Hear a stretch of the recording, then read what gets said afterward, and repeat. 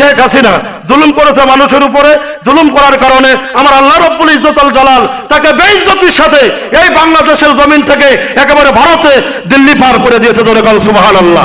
এই রোজা আছে ঢাল স্বরূপ, রোজা আছে ঢাল। কিসের ঢাল? রোজা আছে সমস্ত গুনাহ থেকে বাঁচায় দেয়। জোরে বলেন সুবহানাল্লাহ। সমস্ত গুনাহ থেকে বাঁচার মাধ্যম হচ্ছে এই রোজা। এই রোজাকে যারা যথারীতি ভাবে হক আদায় করে যারা রোজা রাখবে, আল্লাহ রাব্বুল আলামিনের পয়গম্বর বলেন ওই রোজাদার ব্যক্তির পিছনের তামাম জিন্দেগির গুনাহকে আমি আল্লাহ পাক সব মাফ করে দেব। আল্লাহ রাব্বুল আলামিন নিজ হাতে দুই শ্রেণীর মানুষকে নিজ হাতে দেখভাল করেন। কথাগুলো ভালো করে শোনেন। আল্লাহ রাব্বুল আলামিন তার নিজ হাতে দুই শ্রেণীর ব্যক্তিকে নিজ হাতে দেখভাল করেন। নাম্বার 1 রোজাদার ব্যক্তি, জোরে বলেন সুবহানাল্লাহ।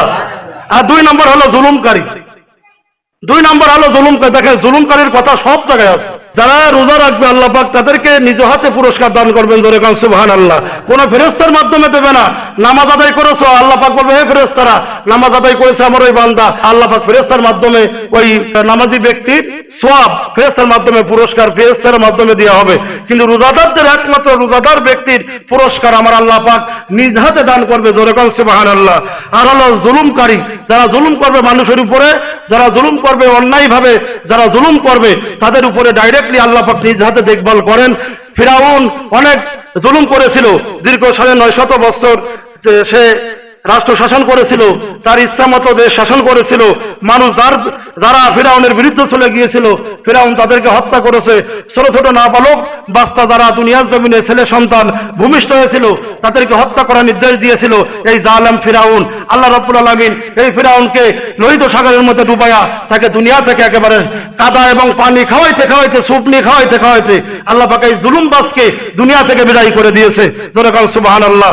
আর যারা জুলুম করেছে, যেমন আমাদের দেশের কথা বলি, শেখ হাসিনা জুলুম করেছে মানুষের উপরে, জুলুম করার কারণে আমার আল্লাহ রব্বুল ইজ্জতুল জালাল তাকে বেইজ্জতির সাথে এই বাংলাদেশের জমিন থেকে একেবারে ভারতে দিল্লি পার করে দিয়েছে। জোরে বলেন সুবহানাল্লাহ। তাহলে মুসলমান ইমানদার যারা জুলুমকারী তাদেরকে আমার আল্লাহ পাক নিজ হাতে দেখভাল করেন, আর যারা রোজাদার তাদেরকে আমার আল্লাহ পাক নিজ হাতে দেখভাল করেন। এখন এই যে জুলুমের কিছু প্রকার ভেদ আছে, তারা তো ছিল রাষ্ট্রের প্রধান।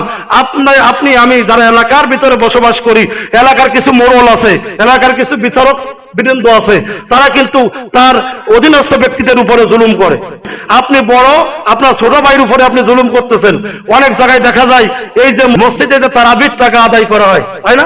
মসজিদে তারাবির টাকা সম্পূর্ণ হক হলো মসজিদের ইমাম এবং মুয়াজ্জিনের। কথা ঠিক না বেঠিক? এখন এটা যদি কেউ মসজিদে রাখে, এটা জুলুম করা হয়, ছোট একটা জুলুম, এটা কেউ করা যাবে না, এটা জুলুমের আওতাভুক্ত পড়ে।